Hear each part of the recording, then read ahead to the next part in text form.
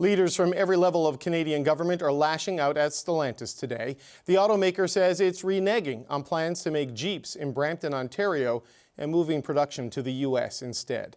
The blame is falling squarely on U.S. President Donald Trump and his tariffs. We need to start hitting back and hitting back hard. That's the only thing this person understands. Sorry, I just get pumped up talking about this guy. He drives me absolutely crazy. He does. And we aren't going to roll over. I'm not going to let him roll over Ontario, I'll tell you that. Well, the head of the union that represents auto workers is also not convinced Ottawa's approach to the United States is working. It doesn't stop at auto. They will keep coming until they have weakened us as a nation and as an economy. And that is something we can't stand for. So the moment is now. The line in the sand is Brampton, and we have to push back as a country. A spokesperson from Stellantis says the company will be adding a third shift to its other assembly plant in Windsor. The statement says, Canada is very important to us. We have plans for Brampton and will share them upon further discussions with the Canadian government. Federal Industry Minister Mélanie Joly isn't satisfied with that olive branch. The source provided CBC with this letter that Joly sent to the CEO of Stellantis, which threatens legal action. Joly writes that if the automaker doesn't live up to the commitments made to Canada in exchange for financial support, Ottawa will hold the company to full account. Flavio Volpe is the president of the Automotive Parts Manufacturers Association, and he joins me now. Flavio, it's good to see you again. We've got the White House putting out a statement about the reopening of the Stellantis plant in Belvedere, which is going to take over Illinois. It's going to take over the Jeep Compass production. What does this tell you about how effective Canada is in stopping Trump from getting what he wants? This is a very specific example where we had a plant that was transitioning product, and they had an empty plant in the U.S. So kind of an easy, cowardly decision by the company to say, let's appease the White House for 9 months of anxiety and ignore the 62 years of partnership in that community in Brampton, Peel Region, and Ontario. Let's abandon 3,000 workers with a robocall. And, to the suppliers, the dozens of suppliers that have hundreds of millions of dollars of capital at play here and employ about 3 times as many people. We didn't get a notice. We just kind of watched the news. These are the things that we've been warning the federal government about and the provincial government about since this trade war started. Brampton is vulnerable, and there's other plants in Ontario that are either in transition or on pause. These are the things that the president and Howard Lutnick see as the easy prey, the wounded, smaller wildebeest they could chase down. And sure, he's going to crow about this one here.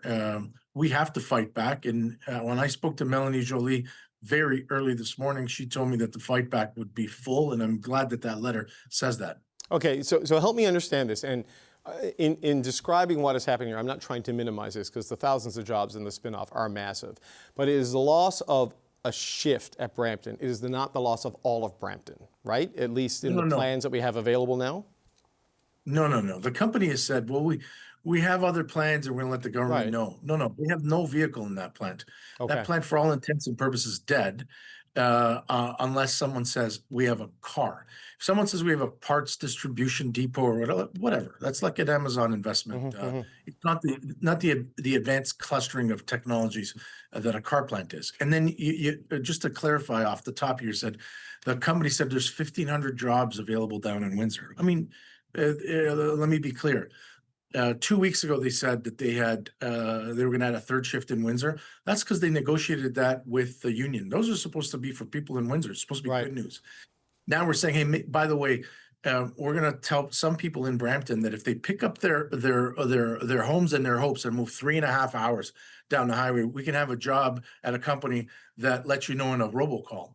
It's not trustworthy, and we should go after them for everything that they committed in those billion-dollar investments that people like me spent a lot of time defending to other Canadians who have other priorities, who are tired of hearing me talk about automotive when we've got the same anxieties across the country. Okay, so that's where I was trying to get to at Brampton, because the suggestion is that this is a change, right? And they haven't fully abandoned that particular facility. But in the absence of something going in there to replace the Jeep Compass plan, your view of it is that this facility has essentially been abandoned and could very well be a permanent casualty of what's happening here. Look, it's an auto assembly plant. So if you're not assembling cars there, it's like a pizzeria that has a front door but nothing else in it. You could call it a pizzeria, but if it's not moving product, it's not assembling that pie, then it's not what it is. And certainly this is a company that has made a commitment and then reneged on it, and then said it didn't have any money because it was in trouble with the White House tariff regime, but made an announcement of $13 billion worth of investments. You know, in 2018, General Motors said it was going to close Oshawa. And, you know, we went through this, you know, existential, you know, been here 100 years and you're going to walk away. Well, they found a product to go in there, a very good one, a very popular one that's on 2 shifts. You know, Stellantis has got other products, like they sell over 600,000 Ram trucks a year in North America. Find a couple of shifts. In the end, for parts suppliers, if we're not making something that goes on a car, then we're not part suppliers. Right. So spare me the PR, which, by the way, is pretty bad PR. Well, you know, Doug Ford, the Premier, says he spoke to the president of Stellantis, who said the company will postpone their plans for the plant by a year to find a new model to build there. How optimistic are you that there can be a new model to replace the Jeep, given those reassurances from Stellantis to the Premier? Well, they don't have any other new models here, and they're in trouble. You know, in fairness to them, they're in trouble like everybody else. Their markets are shrinking everywhere because in their home market, Donald Trump is punishing them. And so, you know, next year when they say we have a plan, but it's not a vehicle, you know, have me back on. The only thing that matters is if you're making cars. Right. If you're making cars, you're a cluster. If you're moving cars, well, whatever. I mean, that's, you know, that's something else. So, okay, well, by the way, I'm sure we'll have you on well before next year. It just seems to be the sort of thing that the news requires. But you mentioned that Mélanie Joly said she was going to hit back in full. We have the letter that shows the threat of legal action. Doug Ford, Lana Payne, others have said the government needs to hit back harder than it is. What is your sense from your conversation with the Industry Minister and the text of that letter they're actually prepared to do? Because there is all of these subsidies on the table for the EV battery plant that Stellantis was going to build that now could be at risk, but Stellantis seems to be willing to put all of that at risk. So how do you calibrate a response to this that changes what the company does and doesn't jeopardize further work inside the Canadian border? Well, I haven't seen the federal government threaten to sue an automaker that was going to move before and then reference an agreement. So we're in new territory, and I applaud her for that public position. We co-invested, you know, Canadian taxpayers, Ontario taxpayers, and the company in a battery plant in Windsor, and then that those batteries would go to a newly tooled Windsor assembly plant and Brampton assembly plant, as well as a 650-person R&D center. That's where, you know, when, you know, I've been on the show many times talking about this $13 billion commitment. Well, that's the only battery plant they have. And I think that we should be very clear that, you know, we think you're not going to move that battery plant. It was a $5 billion investment and it's operating. Right. And so if our commitment to you is every time you make some batteries, we're going to subsidize that, how about we're not? And you put a car back in Brampton, because there are 10, 12,000 people who are out of work. And for, you know, that's, you know, Lana Payne is a very capable and thoughtful head of the union. I represent the companies that invested. The Canadian companies in the automotive space are part suppliers and tool makers and material suppliers.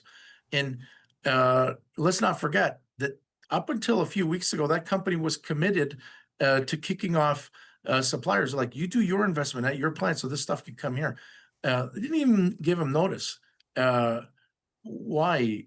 Because Donald Trump's put some pressure on you? Are you trying to get out ahead of your competition so that you can make a deal with Donald Trump on his threat on heavy trucks? Well, we shouldn't let him off the hook. Donald Trump isn't the only bully around. So, Flavio Volpe, just as a final question, I was talking to someone today connected with the industry who suggested that if there isn't a tariff deal soon, this is the first of what's going to be potentially a run of bad announcements for Canada and for the auto sector. Is that your view of where things stand right now with this industry? Yeah, at the beginning of the year, there was a threat of a universal tariff, and then that universal tariff was going to get applied to cars and parts. And I said from day one, look, if you're going to do that, especially on the parts side, you're going to shut the industry down in a week. We convinced them on the parts side that was stupid, and we got an exemption. They're sure that they can bleed us on the vehicle end. This is where the federal government comes into play. If we deprioritize automotive and we deprioritize those jobs that are the biggest cluster of technology application anywhere in an economy, then yeah, this could be the first domino. I think all of us should be absolutely pushing back with everything we have today. Because the other message that other automakers should take from this is, if you think this is easy, just watch us. Flavio Volpe, President of the Automotive Parts Manufacturers Association. Always appreciate the time, sir. Thank you. Thank you, David.